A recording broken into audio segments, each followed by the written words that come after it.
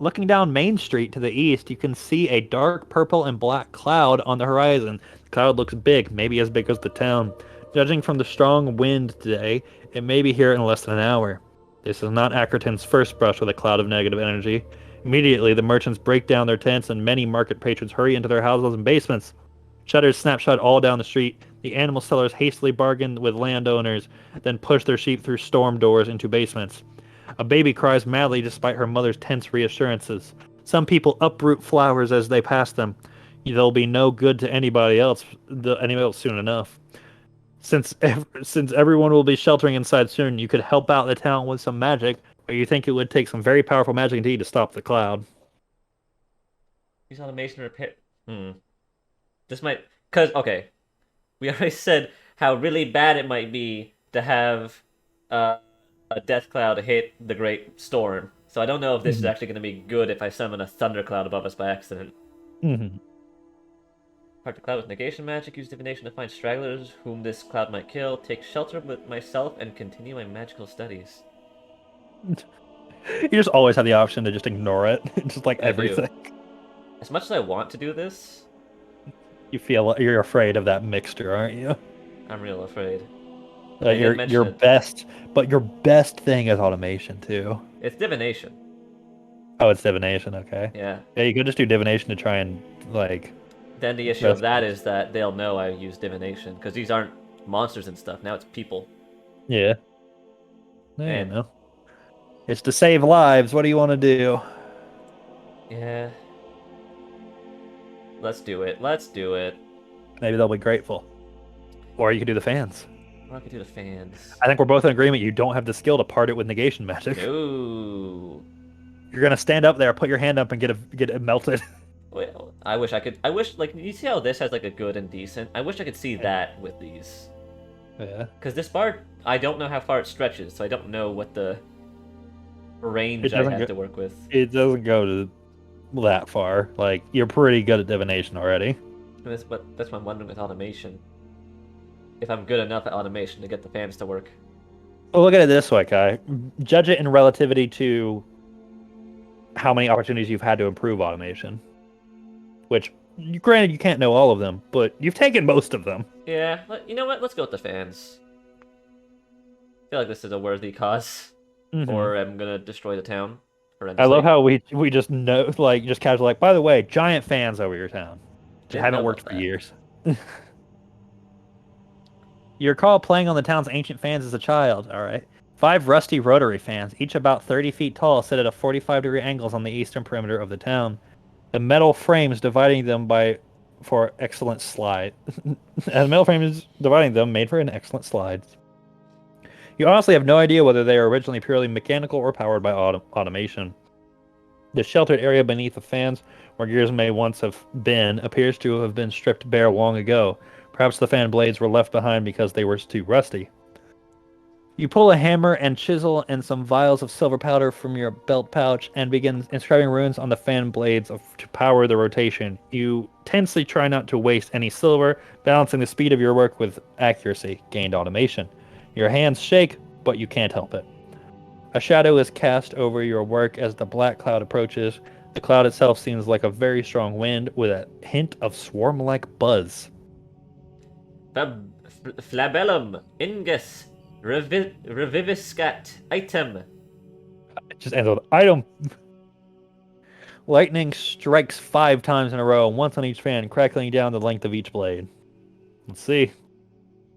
The silver runs glow, and the rusty fan's blades slowly begin to spin. Slowly is the operative word. You doubt they'll reach the speed you need to keep the dark Oh, cloud at bay. You retreat a little in the town, watch the clouds approach. When you see it engulf the fans, you know it's time to run and take shelter. unfortunate. Well, sucks to be those stragglers. You get all the way back to your basement apartment, fumbling with a key in your haste to get inside. Once inside, you slam the storm door shut, close to the curtain of dried leaves, giving the negative energy something to eat in case some should seep through the doors. What is it, like an animal? Maybe. Voss and Bariat's Dominic's, Jeff says, startling you from near the door where you entered. You shake your head. Nothing you can do. You tell it. You open a tiny hole in the storm doors and poke out a periscope of your own design, built into the doors. You watch as the black and purple cloud engulfs the whole town, building by building. As the clouds touch, flowers wither, trees drop their leaves, and wooden shutters blacken as though charred. Ugh. Finally, the cloud comes for your building, blocking your view of anything in its own darkness. You quickly retract the periscope and shutter the hole. All you can do now is wait and listen to the strong wind buffeting the exterior walls, and the sizzle of the wood and paint in reply. You try studying one of your magical tomes, but your eyes just dance across the page as you can only think of your failure to protect the town. And what are the odds that if I used divination, I would have been able to save someone that's actually important? Mm. Mm. It'd be fun if you went to the show stats thing. It's like undiscovered relationships, and it's just one number less. Okay, we're good. We're fine. Yeah, yeah, yeah. Just thought I'd check. Mm-hmm.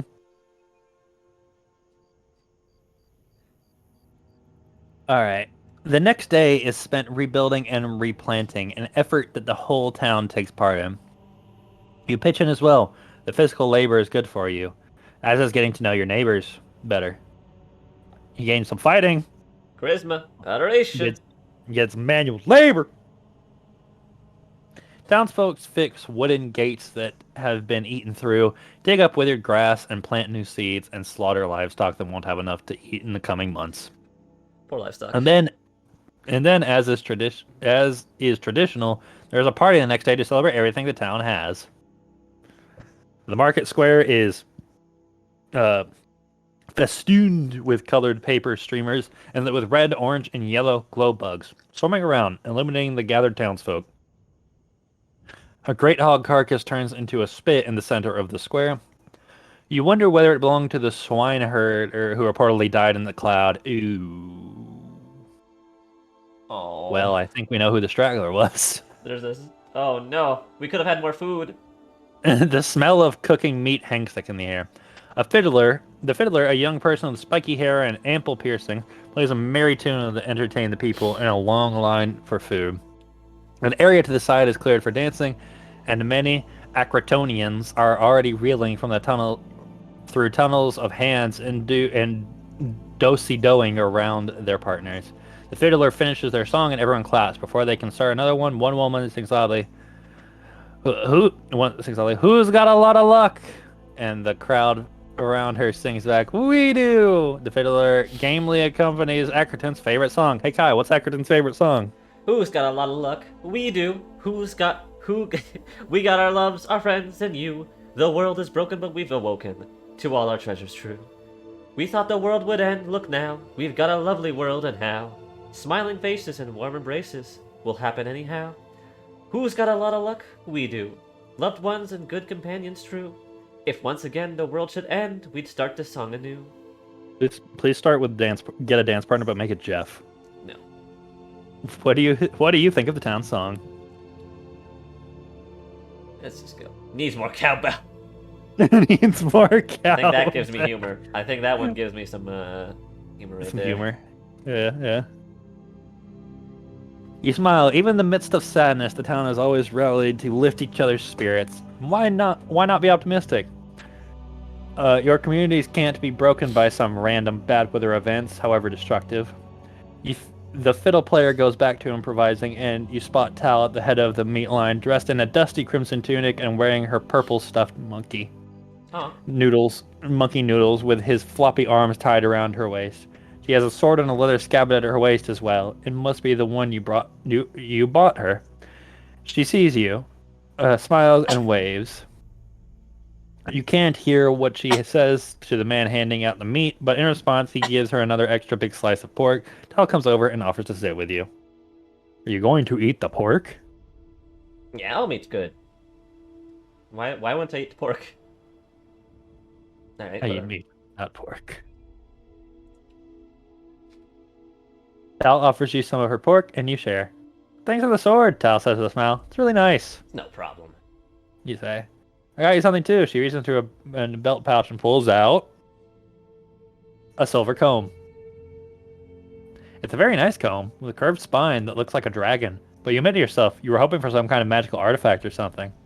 Seeing your crestfallen expression, Tal throws up her hands. I don't know. I'm the worst gift. I'm worst at giving gifts. Just the worst. It's really nice. You say politely, and you're sometimes lazy about combing your hair. Tal points out. You decide to change the subject. So what have you been up to since we got back? Yes, Tal. Got a hunt has been giving me trouble. Tal says. Dodecapede, descending from the mountains to eat crops. I've tried twice now to follow it to its lair, but having 12 legs apparently makes you a crazy fast climber. Following the tracks into some mines, then I lost the trail. She glances at you, and nudges you repeatedly. Wanna come? Wanna come? I'm not gonna charge a friend. That's stupid. I'll assist. I might only have one fight, but I'll assist. You have one fight, but it's a damn good fight. I'm gonna fight. See you. I'd be happy to help. Free of charge. say. That's what friends are for. Tal give you a hug. Oh, thank you. I knew I could count on you. You know that Tal grew up poor and she still constantly lends money to her mother that isn't always repaid. So she must be grateful that you didn't ask her for a share of the didn't hunt. charge her. That would have been a dick move. A little bit. What have you been up to anyway? Tal asks. Actually, wait a minute. I think I know. Yeah. You shrug. Yeah. Exploring eldritch mysteries, peering into the hearts of truth itself, and accumulating enough power to rule the world. You know, like you do. You say it in a low voice so only Tal can hear you, and she giggles, giving you a scandalized look. You shouldn't joke, she says. There are a number of people in this town who would kill you for what you are. She nods to the dancing, laughing people. You suppose she's technically right, but it's a little hard to believe at the moment. You notice that Tal has finished her plate. The fiddler is playing a peppy tune. Across the square, you see Mayor Kosk greeting various townfolk as he makes his way to the dance floor. The young mayor looks genuinely aggrieved as he goes from the townsperson to another, consoling people for the loss of their gardens and animals. You'd like to dance with Tal, but you could conceivably advance your fledgling wizarding career more by talking to Mayor Koss. Or, you suppose you could just animate Tal's favorite, stuffed monkey noodles for fun. Tal would probably like that. Do I even trust Mirkos? I don't even know anything about him, other than he wants to make a tree again. And rather than not make Noodles dance, I feel like that's gonna end just poorly somehow. Sure, let's do that. Do you want to dance? You say, gesturing forward the couples who are dancing together instead of toward the big line dance. Of course, Tal says. The two of you join the other romantic couples dancing near the filler. Who will lead? I don't know how to dance. That's the honest truth. I am not leading. You wait for Tal to present her hand in the leader's position, which she does. You know Tal likes to be in charge. You're genuinely good at reading Tal's signals, and you respond to every subtle push or tug with a right spin or twirl. The time passes quickly as you dance with Tal, and you think her subtle smile and sideways glances indicate she's interested in you. How far do you want to try to go with Tal? Oh, all right. We did go it ask her all to the dance. way. Not interested. I'd settle for a good kiss. If we have no kissing, I'll see if she's interested in coming back to my place for cuddling. Wow, it's just giving me my option. Jeff is good at cuddles. What? Wait, what did you say? Good at cuddles? Uh-huh. No, Uh-huh. not Jeff. Jeff's good at cuddling. Shut up. He's actually a sack of bricks. Sure, why not? We're going all the way. Are you okay? Or I don't. Fuck. Your childhood friend seems to be flirting with you. What do you do? We going all the way. Why not? Fuck it. I did nothing last time. Last time I You was did. inhumane and got depression. And then you literally married the girl who was the most desperate for you. Do something different. At the end of the lively song, Tal dips you, and while everyone else is clapping, she surprises you by leaning down and kissing you. No dainty pecks for Tal. He's a ferocious kisser. You right yourself, and Tal's uncovered eye tries to take you in, wondering where you're going with this. You're okay? You ask. Yeah, you're okay? You know, we could go somewhere a little more private. Wait, hold Oh, on. wait, sorry, wrong way around. I missed my yeah. Yeah. Okay. No, wait, I Wait, was no. right. I was right. What the? Okay, yeah, no, they're both you. They're both you. That's weird. You know, we could go somewhere a little more private. My place? Did Tal just wink at you, or was she blinking? I don't know what you did. You please? That didn't help. Always tough to say with the eye patch. Sure. When you get back to your place, as soon as your door is shut, Tal shoves you against the wall and kisses you hard, and you thought her kisses were aggressive in public. You make your way to the bed, clothing is removed, you find Tal wears a surprisingly frilly tattered one-piece undergarment. Uh, uh, what? I got it cheap. Hands roam where they will, more kissing, so much more kissing. And then you decide to take it further, pulling down the straps of Tal's undergarment.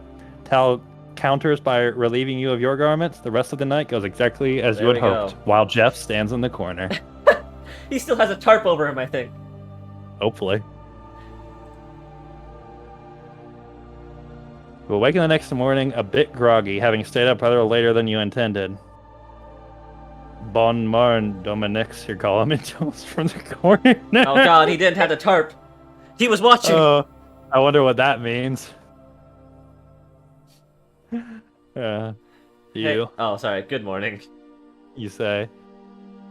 Hey, you greeting that statue before me? Tal calls from the bedroom, and you go back to the bedroom to cuddle and procrastinate on the day for a bit. Tal didn't bring any of her equipment for the next morning to your place, so the two of you stop by her place. Seeing Tal wrestle with her morning routine is a new intimacy for you, but it doesn't feel unnatural. Then the two of you head out. You and Tal travel north to the Crown Mountains, where snow from the past winter is still gradually melting into the river Namos. It is 3 days' ride to the feet of the mountains where your quarry has last seen munching farmers' crops. You travel without animals since they couldn't follow you into the mountains. You hunted Dodecavede, a shaggy, white-haired, 12-legged mammal bred by the ancients as a beast of burden for the mines. Tal says it looks rather like a giant, elongated Pekingese dog. Ugh.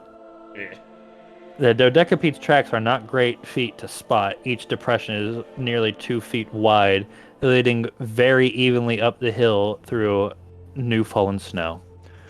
Tal assures you that it's not as big as it appears. The beast knows to step on its own tracks and widens them that way. You have never been much help to Tal on her hunts before, as you've never been a great fighter compared to her. So you're eager to prove your worth this time. What's the plan? Alright, let's see. I can create new crops, bind swords with divination, convince the clients that the problem is solved. Oh, just say, fuck it, find something new. Leave poison food, requires alchemy set and 25 gold. I could do this! Mm-hmm. Because I kept the alchemy set and some gold. You sure did. Revive the old machinery with automation, drive the beast out of its lair, and possibly recover some gold. I'm kind of want to do this. I like my automation. I know it's probably going to cause horrendous side effects later. Defeat the beast in melee with our blades. No. You do have a sword. It's purely for decoration, I'll be honest. Here's the thing. I can drive it out and recover some gold. If I poison it, we can recover all the gold. I'd just be spending 25.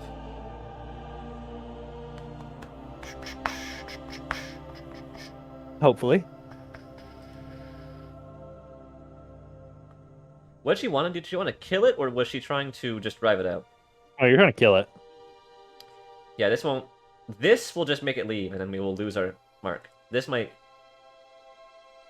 I assume it would drive it out. You're like at the entrance. It would drive it out of the entrance. Maybe. I'm not sure if it'll run away completely, is the thing. Mm-hmm.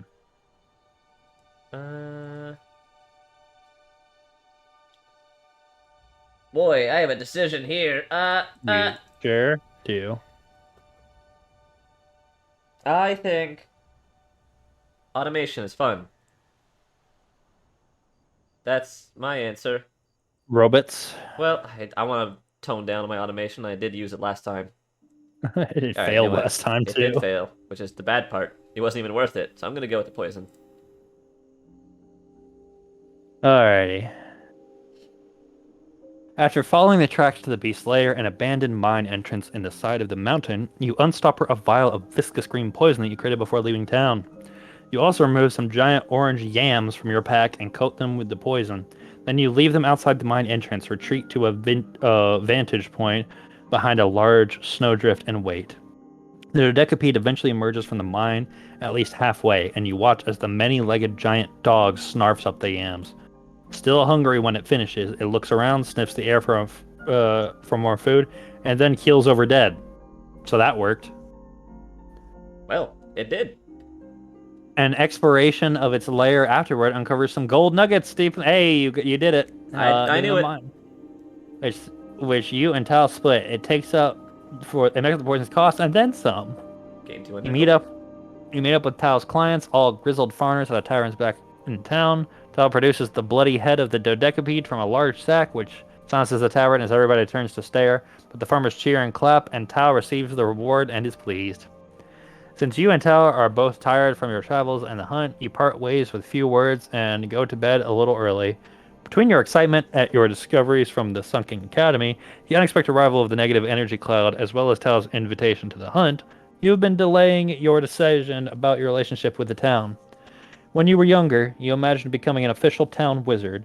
You still have some hope that if the town saw everything you could do for them, people might set aside their superstitions about magic.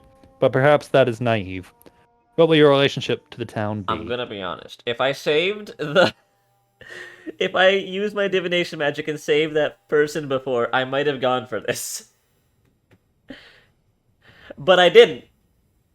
No one in town other than my family and Tal knows about my magic, and this might just blow up in my face because I've done nothing to... Nothing to endear yourself to people. Other than hey, you stopped a man from stealing apples. Yeah, but no one knows I did that. Yeah. You can say, hey, that was me. And they'll be like, ah, okay. Sure, dude. So, I tell nothing and will do what I want. I'm honestly just leaning towards being a silent, quiet benefactor. Just helping from the shadows. That'll help. Yeah, I mean, I'm very subtle already. I feel like this is probably the best way to lean.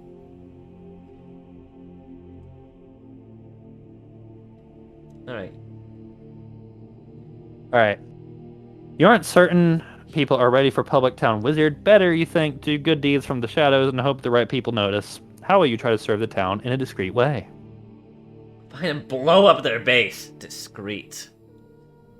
Divine the identity of the leader of the Twilight Band of Vigilante who persecutes shapeshifters. This, I would probably be good at. Use Divinity to create new crops, replace those destroyed with negative cloud, requires 10 gold. This has unforeseen consequences that I'm scared of.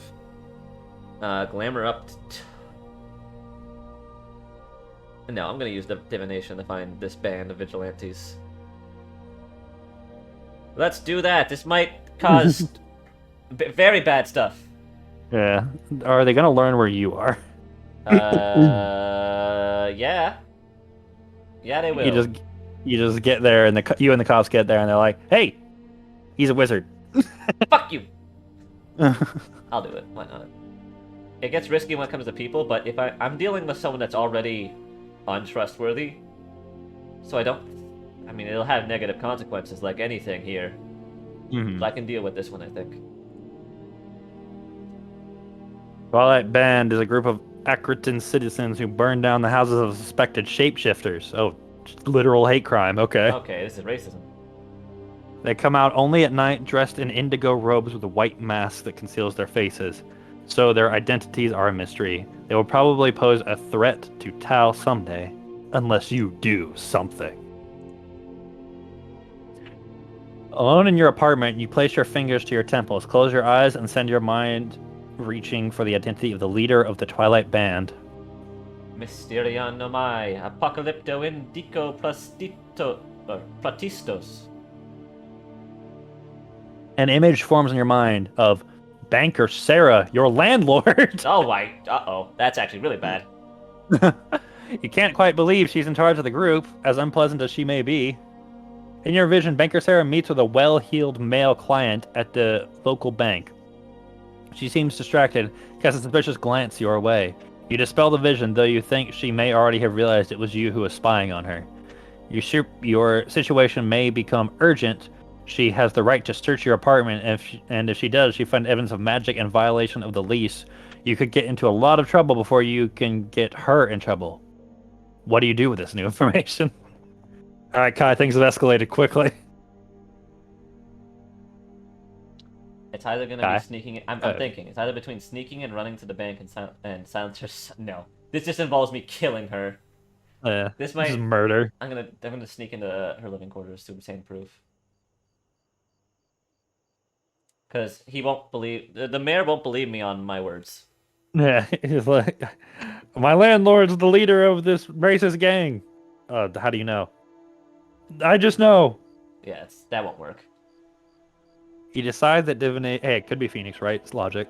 You decide that divination alone will not be sufficient to convince or to convict banker Sarah. You need some tangible proof, and that will require some sneaking. You go outside, find an unlocked window, and climb inside your landlord's place. Banker Sarah's house is full of antique wooden furniture, and the walls are decorated with signs from the shops that closed years ago. Cross-stitch pillow on her rocking chair declares, "Trust in Abraxas, but be ready to be his miracle." That sounds. That's culty. That's not You good. fi- you finally stumble upon a closet full of indigo robes, the spares for the Twilight Band. The same closet also has a book which you discover to be meeting minutes for the band. Banker Sarah's knack for organization appears to have undone her.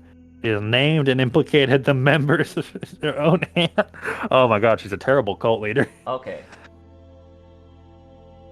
So let me just read this correctly, because either I can have Mayor Koss send guards to find evidence, but then that might lead Mayor Koss to my basement.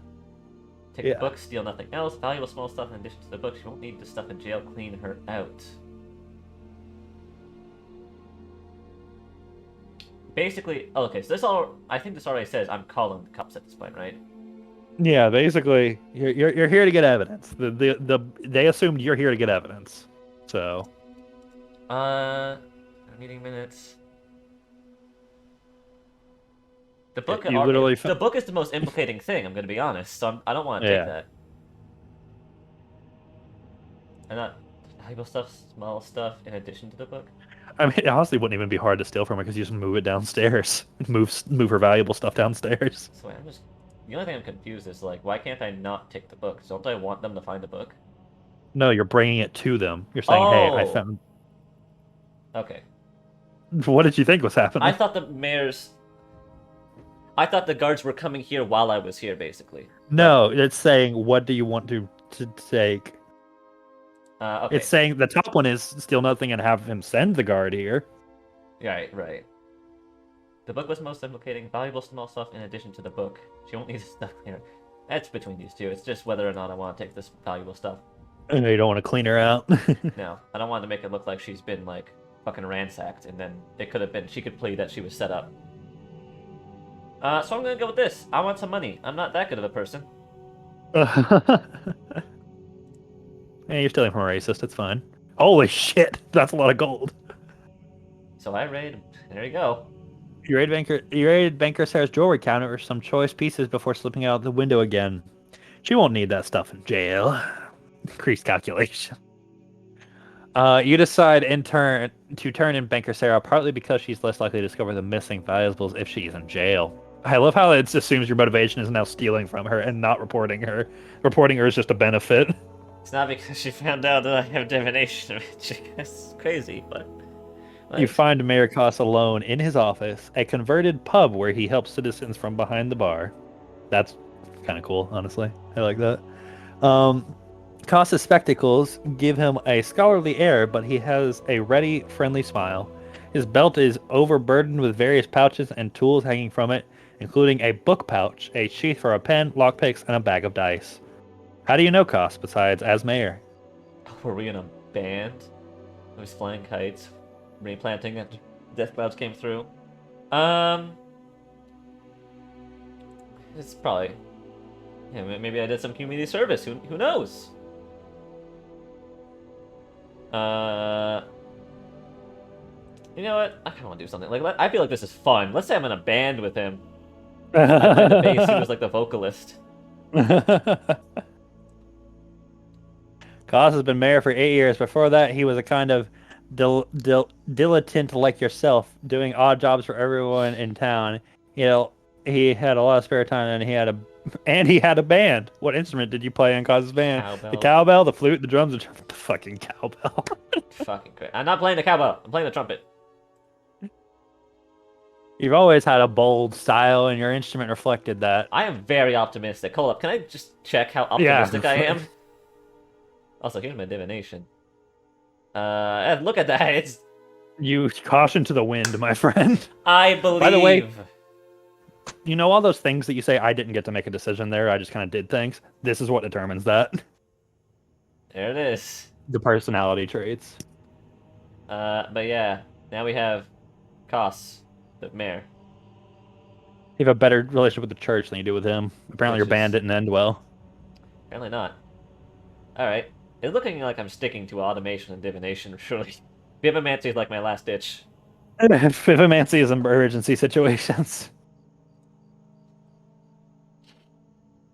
You always had a bold style, and your mission reflected that. The band practiced and performed in the bar that has now been converted into Koss's office. As a band leader, Koss is always trying out new music, handing out new sheets every rehearsal. So this piece is interesting because it was last performed 200 years ago by a trio of chanting saints, but I've adopted it for our instruments. Let's see how it goes. Some experiments succeeded, and many failed, but Koss never lost his optimism and upbeat attitude. Okay, let's try tuning again. And this time, let's really listen for that wavering sound that tells us we're not quite in tune. You think Koss knew being a musician wasn't really your heart's calling, and on occasion, he tried to get closer to you and understand you better. But you were afraid to say what you really wanted. It was silly, it was impossible, it was forbidden. Plus, you were still a teenager. You think Koss knew what was something you held you back, but he respected your boundaries. You remained just two musicians in a silly band that is now just a memory. Alright. I know who the head of the Twilight Band is. You tell him. His eyebrows shoot up. Any proof for that bold assertion? You take out the book you found and show him a page in Banker Sarah's handwriting, listing the meeting minutes for a Twilight Band convocation. That will do nicely, the mayor says. I'll have the guard arrest Banker Sarah at her place of work. You hear later that Banker Sarah screamed that you are a wizard as she was arrested, but that comes to nothing for the moment. That worked out fairly well. Got it. I knew the evidence was important. Good thing I didn't just run to him and screaming bloody murder. Later in the day, after you've already returned to reading one of your tomes of magic, you get a knock on your door. It's Mayor Koss. At your home, where you keep all your magic stuff. He signals that he'd like to speak with you. That he'd like to speak with your door shut. So you close the storm door. Wait, what? Listen, the people. Yeah. Listen, people at the market say you and Tal went on some kind of adventure when you found a bunch of interesting old books. Koss says. I was wondering whether you might be willing to take on similar adventures for the town. You don't actually mean in an official capacity, do you? You say. You hesitate to say as a town wizard, even though Koss clearly thinks you are a magic user. Koss shakes his head, even though the door is closed. No, he says, but you know that there are some jobs of sensitive nature where you have one public title and another real title. The Queen's spies, for example, besides Spymaster Dole, obviously they can't be Spy so-and-so. Yes. You say, flushing as you realize where this is headed. I want it to be Akron's town wizard, in secret, There you go. Koss says. You should just be like way ahead of you. I already started. I want you to work for me. I like what you've done, and I really want you to be on the town's payroll. Quietly. What do you say? You wonder whether your cover may already be blown with Banker Sarah, but she's in jail now, so you suppose that was one way of keeping the secret safe. What kind of arrangement would you like to work out with Mayor Koss?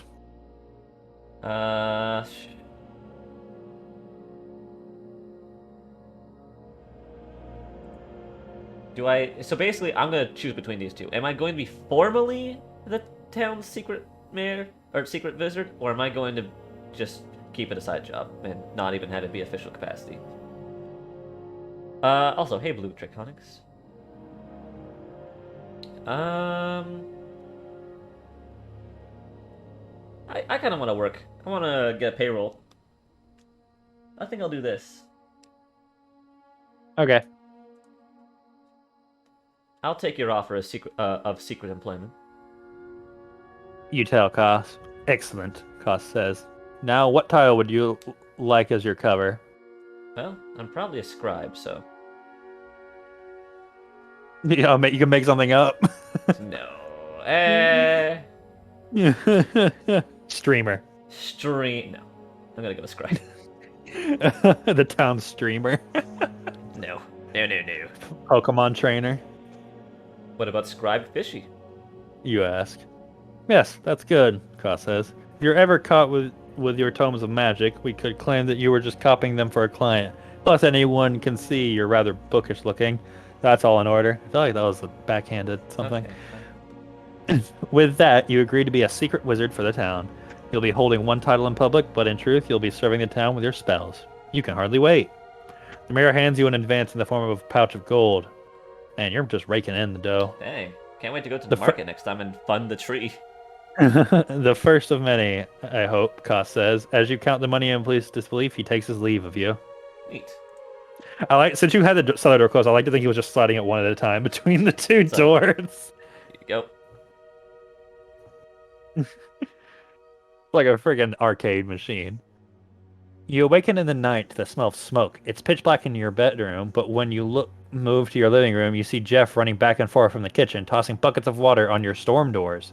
They hiss with steam when the water connects. A small candle lit by Jeff casts weak light on the proceedings. Jeff, what are you doing? You ask. Extincta ignis, Jeff answers somewhat unhelpfully. Where did it come from? Extra. Outside, thanks. The golem says, pointing to your front doors. Well, yeah, never mind.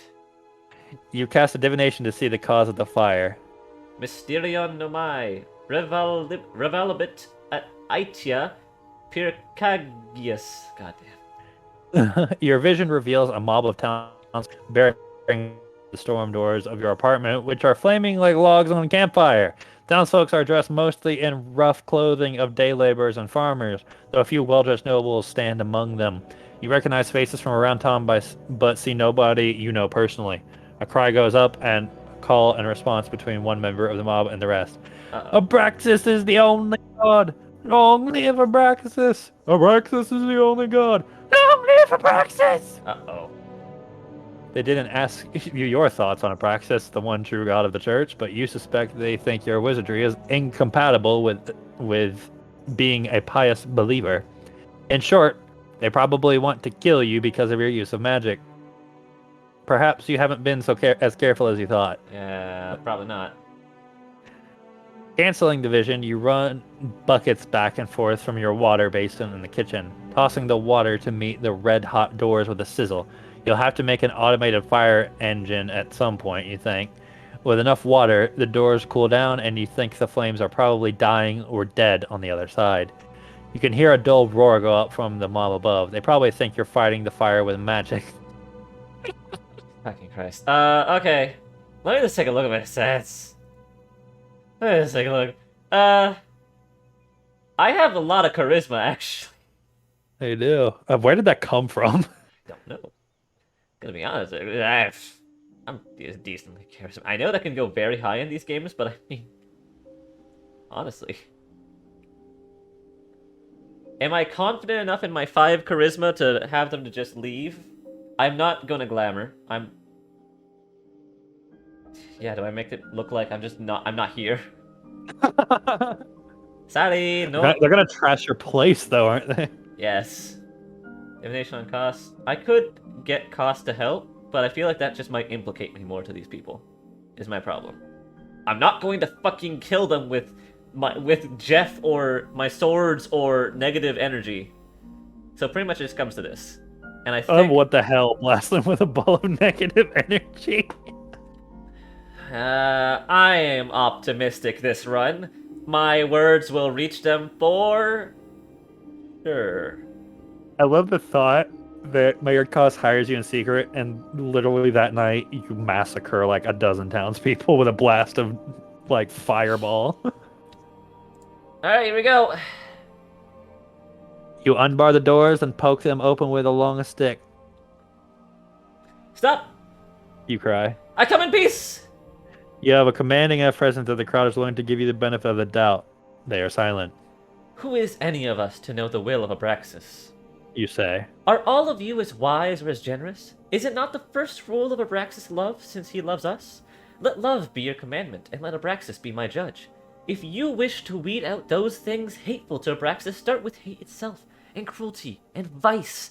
I can be your ally in fighting these things. When they are gone, only then turn against me. Pretty good, you think, and you turn around and slam the doors without waiting for a response. You don't hear any further rumblings outside the rest of the night.